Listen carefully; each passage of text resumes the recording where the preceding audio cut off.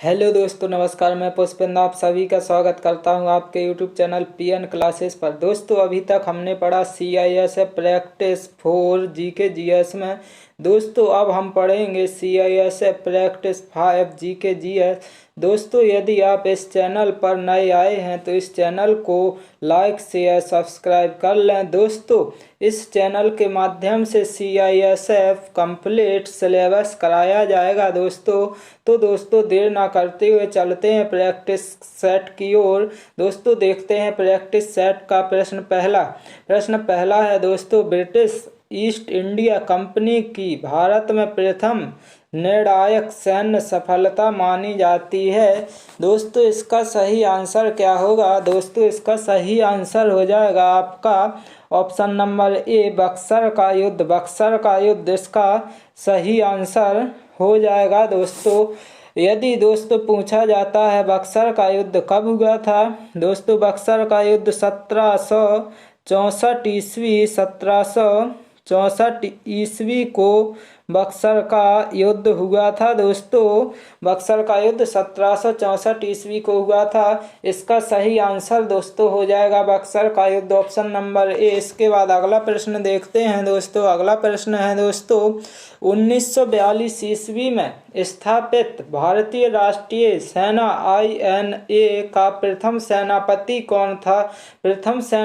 कौन था? इसका सही आंसर दोस्तों क्या हो जाएगा? इसका सही आंसर दोस्तों option number A, Mohan Singh सही आंसर हो जाएगा। दोस्तों, इसका सही आंसर ऑप्शन ए हो जाएगा। कौन था प्रथम सेनापति? दोस्तों, मोहन सिंह। इसके बाद अगला प्रश्न है दोस्तों। अगला प्रश्न क्या है दोस्तों? अगला प्रश्न देखते हैं, तारे में सुपरनोवा विस्फोट का क्या कारण है? तारे में सुपरनोवा विस्फोट का क्या कारण है? दोस्तों, इसका सही आंसर क्या होगा? दोस्तों, इसका सही आंसर हो जाएगा आपका ऑप्शन नंबर ए, गुरुत्वाकर्षण के कारण तारे की मध्यवर्ती परत का केंद्र में ध्वस्त होना। इसका correct answer option number A हो जाएगा। इसके बाद दोस्तों अगला प्रश्न देखते हैं। अगला प्रश्न है दोस्तों इस प्रैक्टिस सेट का, अत्यधिक प्रबल उष्णकटिबंधीय चक्रवात टॉर्नेडो कहाँ उठते हैं दोस्तों? इसका सही आंसर क्या होगा? दोस्तों, इसका सही आंसर हो जाएगा दोस्तों ऑप्शन नंबर ए, कैरेबियन सागर में इसका सही आंसर हो जाएगा दोस्तों ऑप्शन नंबर ए। इसके बाद दोस्तों अगला प्रश्न देखते हैं। अगला प्रश्न है दोस्तों, विश्व का तीसरा एवं भारत का दूसरा सबसे ऊंचा शिखर निम्नलिखित में से कौन सा है? दोस्तों, इसका सही आंसर क्या होगा? दोस्तों, इसका सही आंसर क्या होगा? इसका सही आंसर दोस्तों ऑप्शन नंबर ए सही हो जाएगा, कंचनजंगा इसका करेक्ट आंसर हो जाएगा। दोस्तों, यदि दोस्तों पूछा जाता है भारत का सबसे ऊंचा शिखर कौन सा है तो हो जाता दोस्तों K2 गॉडविन ऑस्टिन, लेकिन पूछा है दूसरा तो आंसर हो जाएगा आपका ऑप्शन नंबर ए, कंचनजंगा। इसके बाद दोस्तों अगला प्रश्न देखते हैं। अगला प्रश्न क्या है, निम्नांकित में से कौन सा युग्म सुमेलित है? दोस्तों, कौन सा युग्म सुमेलित है तो देखना है दोस्तों इसका जो सही आंसर हो जाएगा दोस्तों क्या हो जाएगा? दोस्तों, इसका सही आंसर आपका हो जाएगा मानसूनी सागौन से संबंधित है, मैंग्रोव जो है वो सुंदरी से है, और सदाहरित जो है रोजवुड। इसका सही आंसर दोस्तों हो जाएगा option number D, correct answer हो जाएगा। दोस्तों, इसका सही आंसर ऑप्शन नंबर डी हो जाएगा। इसके बाद दोस्तों अगला प्रश्न देखते हैं। अगले प्रश्न की ओर चलते हैं दोस्तों। अगला प्रश्न क्या है, किस प्रकार के पिरामिड द्वारा विभिन्न पारिस्थितिक तंत्रों की उत्पादकता का बोध होता है? दोस्तों, इसका जो सही आंसर होगा दोस्तों क्या हो जाएगा? इसका सही आंसर दोस्तों ऑप्शन नंबर सी, ऊर्जा पिरामिड हो जाएगा। इसका सही आंसर ऊर्जा पिरामिड हो जाएगा। इसके बाद अगला प्रश्न देखते हैं दोस्तों। अगला प्रश्न क्या है? अगला प्रश्न है दोस्तों 1953 में ईस्वी में भाषाई आधार पर सर्वप्रथम किस राज्य का गठन किया गया? 1953 ईस्वी में भाषाई आधार पर सर्वप्रथम किस राज्य का गठन किया गया दोस्तों? इसका सही आंसर क्या हो जाएगा दोस्तों? इसका सही आंसर क्या हो जाएगा? इसका सही आंसर आपका दोस्तों हो जाएगा ऑप्शन नंबर सी, आंध्र प्रदेश। आंध्र प्रदेश इसका सही आंसर हो जाएगा। आंध्र प्रदेश सही इसका आंसर हो जाएगा दोस्तों। इसके बाद अगला प्रश्न है। अगला प्रश्न क्या है दोस्तों? अगला प्रश्न है, संविधान के किस अनुच्छेद में यह व्यवस्था की गई है कि प्रत्येक राज्य शिक्षा के प्राथमिक स्तर पर मातृभाषा में शिक्षा की पर्याप्त सुविधाओं की व्यवस्था करने का प्रयास करेगा? दोस्तों इसका जो सही आंसर होगा क्या होगा दोस्तों? इसका सही आंसर हो जाएगा दोस्तों ऑप्शन नंबर सी, अनुच्छेद 350 का इसका सही आंसर हो जाएगा। इसके बाद अगला प्रश्न देखते हैं दोस्तों। और जितने प्रश्न हैं दोस्तों प्रैक्टिस सेट में सभी प्रश्न अति महत्वपूर्ण हैं दोस्तों। देखते हैं अगला प्रश्न क्या है। भारत में राष्ट्रीय आय का सर्वप्रथम मापन किसके द्वारा किया गया? किसके द्वारा किया गया दोस्तों? इसका सही आंसर क्या होगा दोस्तों? इसका सही आंसर हो जाएगा दोस्तों ऑप्शन नंबर ए, दादा भाई नौरोजी। दादा भाई नौरोजी द्वारा सर्वप्रथम मापन किया गया। इसके बाद अगला प्रश्न देखते हैं दोस्तों। अगला प्रश्न क्या है दोस्तों? अगला प्रश्न है दोस्तों, केंद्र सरकार की पहल योजना निम्नलिखित में से किससे संबंधित है? किससे संबंधित है दोस्तों?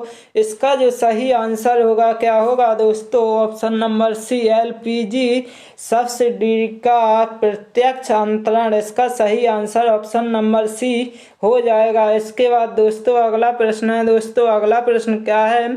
और यदि दोस्तों आप सभी को एक क्लास अच्छी लग रही हो तो लाइक शेयर सब्सक्राइब कर लें।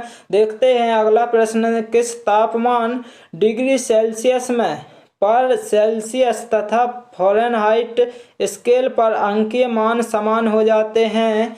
किस पर हो जाते हैं दोस्तों? तो इसका सही आंसर आपका हो जाएगा दोस्तों ऑप्शन नंबर ए, -40। -40 इसका सही आंसर हो जाएगा। इसके बाद दोस्तों अगला प्रश्न देखते हैं। अगला प्रश्न है, ठोस अवस्था से सीधे गैसीय अवस्था में परिवर्तन की प्रक्रिया को क्या कहते हैं? क्या कहते हैं दोस्तों? इसका सही आंसर हो जाएगा दोस्तों ऑप्शन नंबर सी, उत्सादन। उत्सादन उत्सादन इसका सही आंसर हो जाएगा। इसके बाद दोस्तों अगला प्रश्न देखते हैं। अगला प्रश्न क्या है दोस्तों? कांस्य ब्रॉन्ज, जिसको इंग्लिश में ब्रॉन्ज कहते हैं, मिश्र धातु के मुख्य घटक कौन से हैं? तो दोस्तों इसका जो सही आंसर हो जाएगा आपका ऑप्शन नंबर बी, सही आंसर तामा तथा टिन। तामा तथा टिन इसका करेक्ट आंसर हो जाएगा। इसके बाद दोस्तों अगला प्रश्न देखते हैं। अगला प्रश्न, निम्नलिखित में से कौन सा उड़न राख का कारण है? उड़न राख का कारण है। तो इसका सही आंसर क्या हो जाएगा दोस्तों? इसका सही आंसर हो जाएगा ऑप्शन नंबर बी, कोयला दहन ऊर्जा केंद्र। कोयला दहन ऊर्जा केंद्र इसका करेक्ट आंसर हो जाएगा। इसके बाद दोस्तों अगला प्रश्न देखते हैं। अगला प्रश्न क्या है दोस्तों?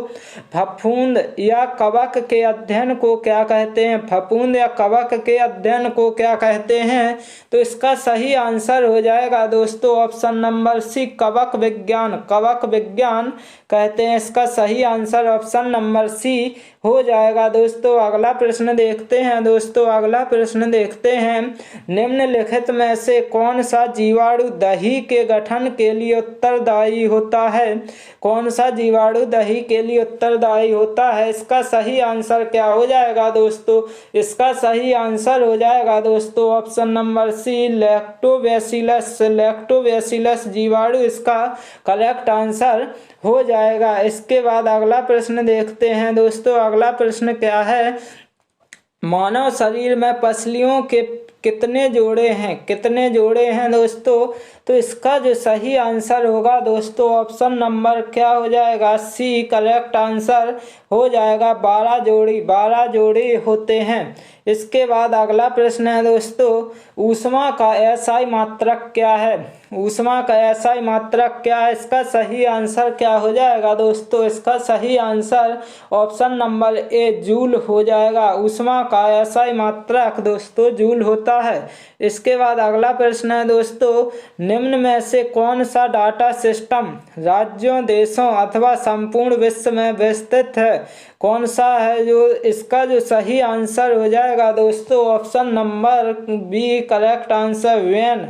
आपका ऑप्शन नंबर बी सही आंसर हो जाएगा। इसके बाद दोस्तों अगला प्रश्न देखते हैं। अगला प्रश्न क्या है, भारत में निर्मित पहली बोलती फिल्म थी कौन सी थी दोस्तों, तो इसका जो सही आंसर होगा दोस्तों ऑप्शन नंबर सी आलम आरा। आलम आरा इसका सही आंसर हो जाएगा। इसके बाद अगला प्रश्न देखते हैं दोस्तों। अगला प्रश्न क्या है, उड़ीसा का विश्व प्रसिद्ध कोणार्क सूर्य मंदिर ...